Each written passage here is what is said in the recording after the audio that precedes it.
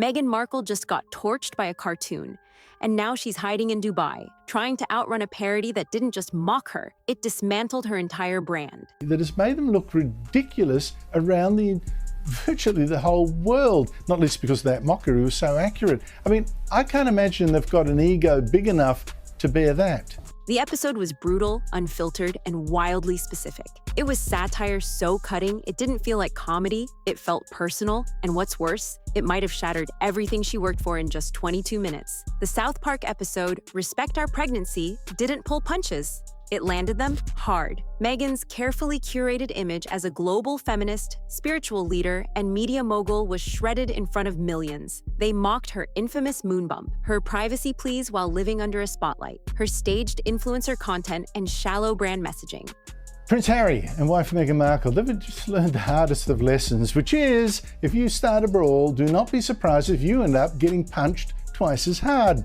In fact, South Park has just knocked them out. What had once been whispered in Reddit threads and meme pages was now aired out in primetime animation.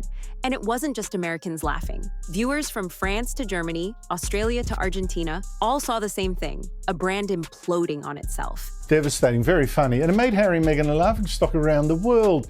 And not just in the English-speaking parts of it, the Spanish one as well, and in France, and in Germany, and in Holland, in fact, just about everywhere. It has been devastating. Insiders say Meghan's move to Dubai wasn't planned. It was panicked. According to multiple close sources, Meghan went into full crisis mode after the episode aired. Calls were ignored, team meetings were canceled. By the time her staff had regrouped, she was already on a private jet. The story was spun as a move toward international opportunities, but the timing was suspicious. Too sudden, too silent, and far too emotional to be strategic. Within hours, hashtags like moonbump, pillowgate, Respect Our Pregnancy, and even Mexit 2.0 were trending across TikTok, X, and Instagram. One meme showing Meghan twerking with a jam jar racked up 2.4 million likes in a single day. Creators stitched her South Park version over old clips of her royal wedding. Twitter threads dissected her entire brand journey, claiming everything from her podcast launch to her fashion line had been smoke and mirrors. And then something even more damaging happened. Her fans started turning. Not all, but enough to matter. Subreddits, once filled with support, became a battleground. Longtime supporters started saying the same thing. Something feels off. This wasn't a single scandal. It was a mirror held up to everything people had quietly questioned for years. And the reflection wasn't flattering. Just days later, Netflix reportedly froze her upcoming docuseries, one that was supposed to highlight her journey from royal to rebel. Multiple brands followed suit. Paramount distanced itself. A 24 politely declined comment. Even fashion insiders began distancing themselves from American Riviera Orchard. Rumors swirled that vendors were pulling out, designers were ghosting calls, and her production team was facing layoffs. When you build your brand on being marketable, and suddenly you're not, everything grinds to a halt. Let's talk about American Riviera Orchard, a brand that promised authenticity, luxury, and a return to roots, but launched with a blurry video of Meghan barefoot in a garden, shaking a jam jar and awkwardly twirling. The video was supposed to be empowering. Instead, it was awkward, overly staged, and out of touch. South Park mocked it. Viewers memed it. And the product? It never even hit shelves. It was supposed to signal a pivot. It ended up being a punchline. Sources say Meghan's legal team reached out to Paramount and Comedy Central requesting edits or retractions. The response? Silence, followed by headlines. Media lawyers made it clear South Park was protected. It was satire.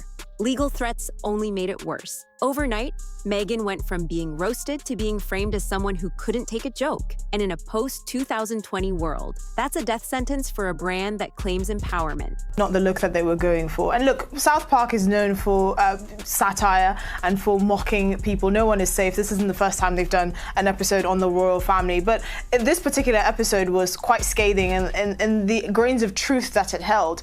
And I'm not sure how the Sussexes are taking it. Obviously, it is a cartoon. While Meghan retreated, Harry remained in California, alone.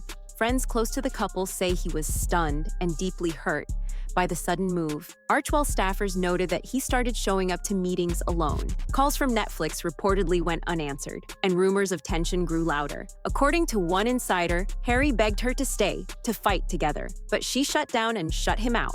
South Park didn't create new criticism, it echoed what people were already thinking, that Meghan's public image was too polished, that her privacy claims were performative, that her authenticity was packaged, branded, and monetized. For years, critics were dismissed as trolls, but suddenly, the criticism was animated, and millions were laughing. That's when it stopped being fringe and started being mainstream. This wasn't the first time Meghan fled criticism. In 2020, it was the royal family. In 2022, Spotify. In 2024, Hollywood fatigue. And now, in 2025, it's Dubai. Every time the narrative gets difficult, she escapes, rebrands, and reemerges.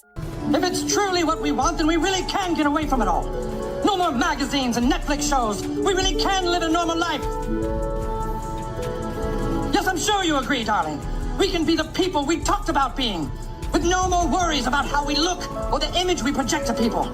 What matters is what we have. Critics say it's a strategy, supporters say it's survival, but even supporters are asking the same question. How many reinventions before the world stops buying it? The brand was launched with soft visuals, curated aesthetics, and vague messaging about wellness and authenticity. But it lacked one thing: a soul. Consumers didn't know what it was selling. Jam? Ceramics? A lifestyle? And when people are confused, they disengage. The backlash wasn't just about the South Park episode, it was about a series of brand choices that no longer made sense. It was about timing, tone, trust. Days after the South Park episode aired, SNL piled on. A sketch featured a Meghan-inspired character pitching her new brand, Organic Royal Tears. The internet exploded. Even The New Yorker ran a piece titled, "The Duchess Dilemma When Branding Becomes Parody." What was once seen as a noble post-royal journey was now the punchline of global satire. Harry, though, has become the punchline of a Saturday Night Live joke. Let's have a look. NBC has announced plans for a spin-off to the hit series Suits, which will be set in Los Angeles. It will focus on Meghan Markle's character's struggle to balance her legal career. Hey. Did you know it's cold in there? Yeah. Must be an American thing. It's not. But wait, watch this.